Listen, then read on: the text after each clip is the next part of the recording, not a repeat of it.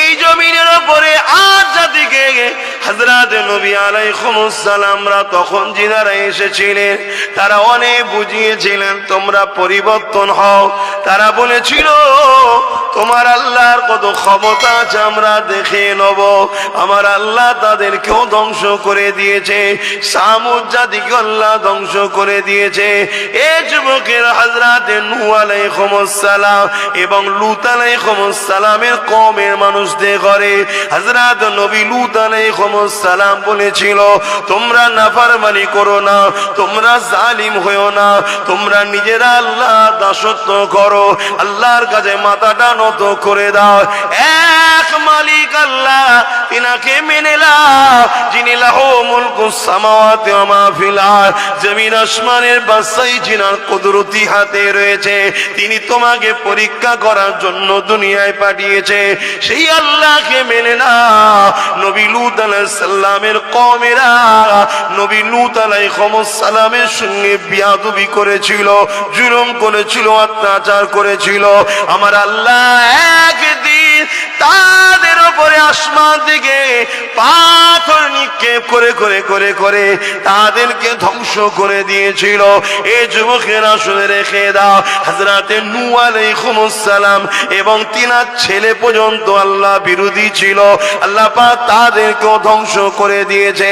এ আমার নবীর উম্মতেরা, আজ আমরা এত অন্যায় করার পর, এত জুলুম করার পর, এত নাফরমানি করার পর, নবীর রেখে যাওয়া দ্বীনের উপকার করা ছেড়ে দিয়ে নবীর দ্বীনের ক্ষতিকারকদের সঙ্গে দল করার পর আল্লাহ পাক এখনো আমাদেরকে আযাব গজব দেয়নি।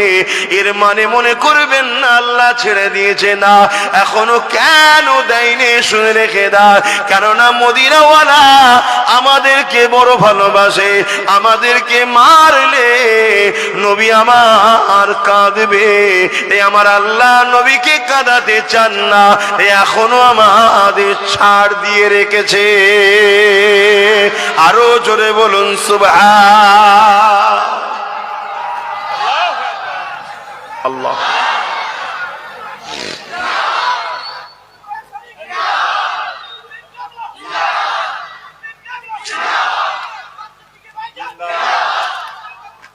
ভাইয়ের আমার, আল্লাহ এখনো সুযোগ দিয়েছে, তওবা করুন, তওবা করুন, অন্যায় ছাড়ুন, ভুল ছাড়ুন, খারাপ রাস্তা ছাড়ুন।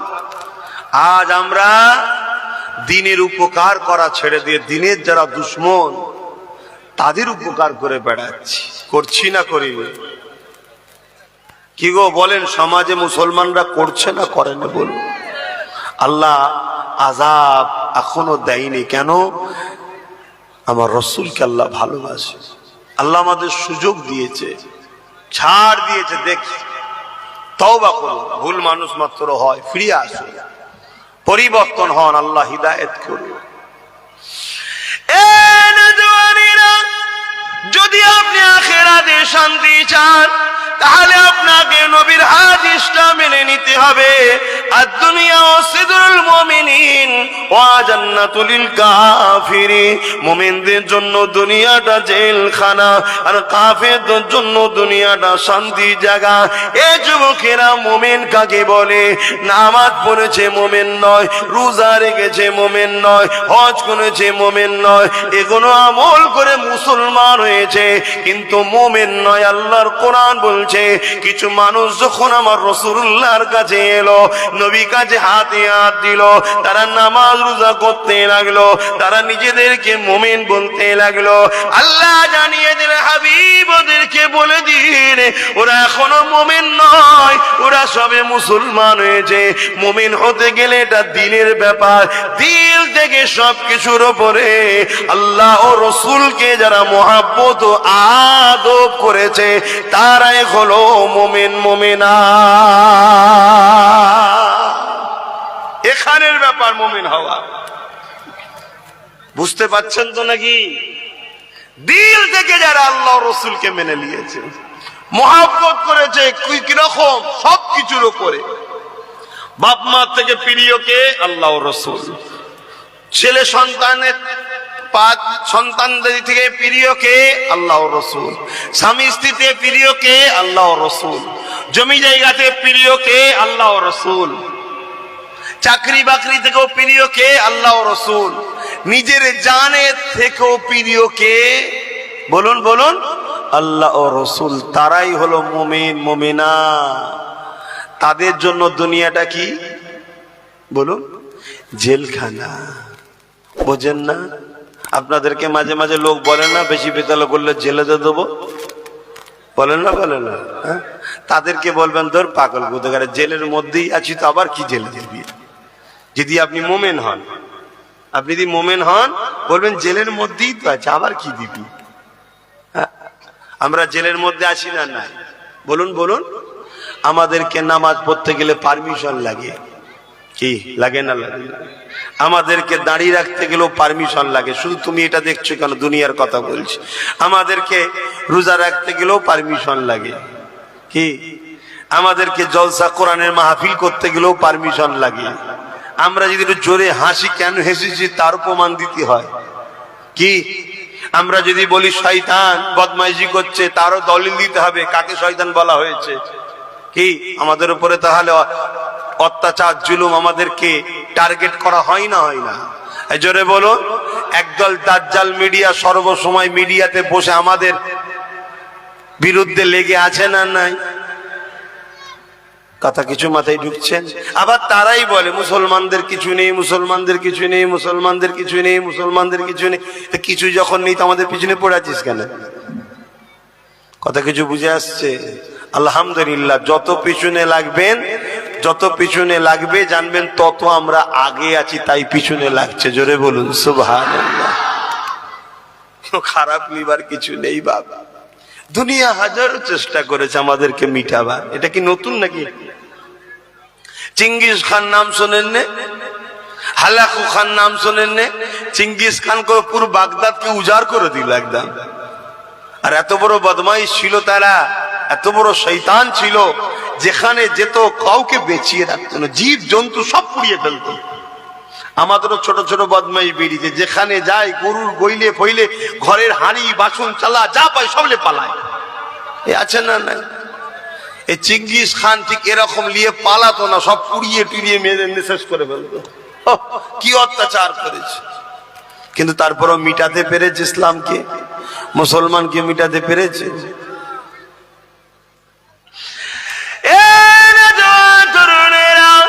আল্লাহর উপরে ভরসা রাখো, নবী পাককে মুহাব্বত করো, আল্লাহ দাসত্ব করো, নবী পাককে আদব করো। কেননা এই জিন্দেগিটা চিরস্থায়ী নয়, আজ আছে কাল নাই। আমার নবী পাক দুনিয়া জমিনে যখন আসলে, এই পৃথিবীর জমিনে তখনকার হুকুমাত যারা ছিল তাদের নাম ছিল আবু জিল, উতবা, সাইবা, আবু লাহাব। এরা ছিল আরব দুনিয়া রাজত্ব চালাতো। এ যুবকেরা রোমে ছিল, কাইসার ছিল।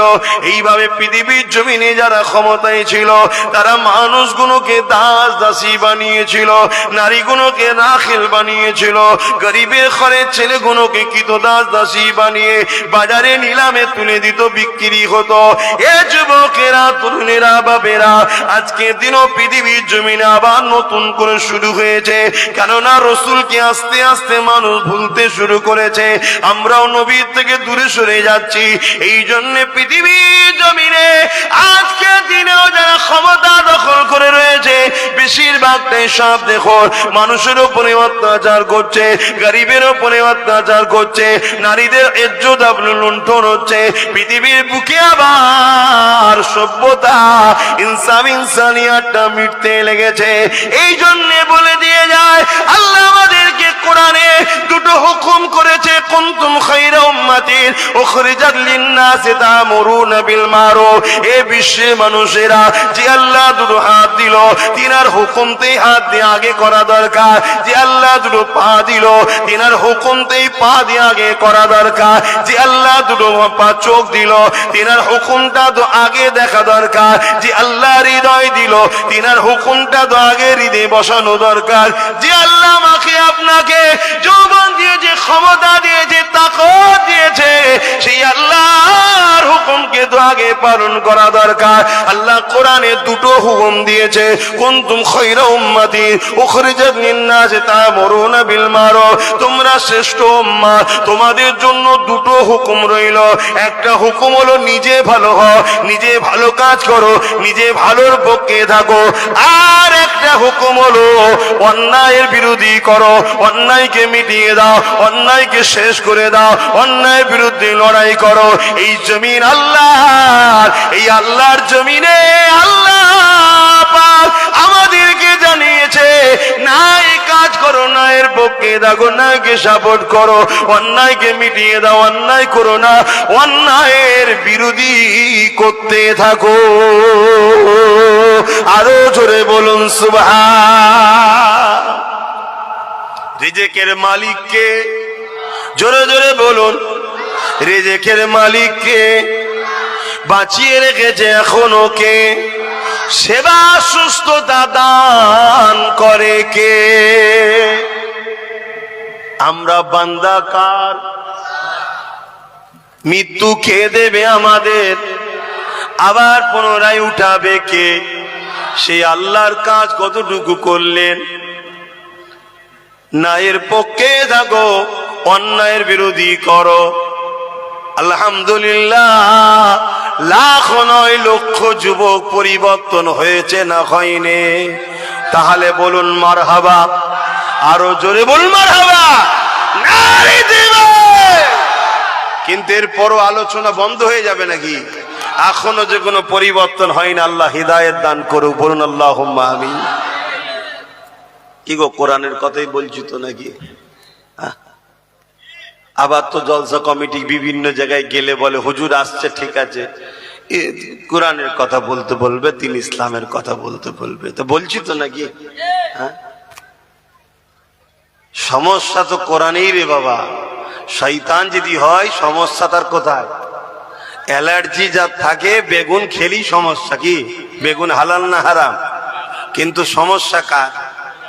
যার অ্যালার্জি আছে। তা যে গরিবকে লোটে, যে এতিমকে লোটে, যে বিধবাকে লোটে, যে সমাজে ফিতনা করে, যে নারীর অধিকার দেয় না, মা বাপের অধিকার দেয় না, এতিমের অধিকার দেয় না, পূজার অধিকার দেয় না, কোরআন বললেই তার অ্যালার্জি হবে না হবে না? তাহলে কি বলবো? তাহলে কি বলবো? অ্যালার্জির ওষুধ খাওয়াতে হবে। বেগুনের যে কি টেস্ট, ভেজে দিলে মচমচে করে, ও টেস্ট ভোলা যায় ভাই। তা অ্যালার্জি তো কি হয়েছে? ও অ্যালার্জির ওষুধ খাও, কিন্তু বেগুন খাওয়া ছেড়ো না। আমার ভাইরা এখনো আসছে, পয়সা নিয়ে এখনো হই হই হচ্ছে। ঠিক আছে, চালিয়ে যাও, কিছু করার নেই। ঠিক আছে, আপনারা এখনই দাঁড়িয়ে যান, আর কিছু করার নেই, দিকে যাবার লাইন নেই। আসে আহা, ও কম মেরেছে হজরতে বেলালকে, কম মেরেছে হজরত সলমান ফার্সিকে, কম মেরেছে হজরত আবু বকর সিদ্দিককে, কম মেরেছে সাহাবা হুজুরদের করে, তথাপিও আল্লাহ ও রসুল থেকে সরাতে পারেনি। জোরে বলুন সুবহানাল্লাহ। আজকেও বিশ্বের বুকে লাখো কোটি নবী প্রেমিকদের উপরে কম জুলুম হচ্ছে, আমার বাংলাতেও কম জুলুম হচ্ছে। এরপরও আলহামদুলিল্লাহ, আজকের দিনও তো নবীর গোলামি যারা করছে হাক্কানি আলেম, তাদের থেকে সরাতে পারেনি। জোরে বলুন সুবহানাল্লাহ, আরো জোরে বলুন সুবহানাল্লাহ। নারে দিবে। আবু জেহেলও এটা ভেবেছিল যে আর এত মারি, এত জুলুম করি, গরম বালির উপর শুয়ে রাখে, কি কষ্ট দিয়েছে সাহাবাদের। শোনো তাহলে, সে কষ্ট আমাদের হয়নি। আমরা তো একটুতেই ভেঙে পড়ি। ভাতও আছে, ডালও আছে, সবজি আছে, শুধু গোশ 2 পিস নেই বলে মন খারাপ। হ্যাঁ, আর আজকে খোঁজ লাও, প্যালেস্তাইনের বাচ্চাগুলো, বাপগুলো, মাগুলো, কিছু নাই, ঘর বাড়ি কিচ্ছু নাই, তারপরও তাদের মুখে হাসি। কেন হাসছেন? আল্লাহ যা করে ভালোর জন্যই করে। জোরে বলুন সুবহানাল্লাহ। আর আমাদেরকে একটু চাপ দিলে কি হয়? হ্যাঁ, আমাদেরকে একটু চাপ দিলে কি হয়? আল্লাহ নবী এমনি বলেন, সকালে মুমিন থাকবে, সন্ধ্যায় কাফের হবে।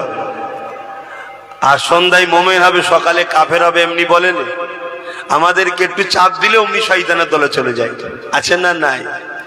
কিন্তু এরপরও আলহামদুলিল্লাহ আজও কোটি কোটি হোসাইনি প্রেমিক আছে না নাই? একটু হোসাইনি প্রেমিক গুলো হাত তুলে দেখান তো দেখি, মারহাবা। একটু হোসাইনি প্রেমিকদের গলার আওয়াজে নারে তাকবীর, আর উচ্চ আওয়াজে নারে দিবেন।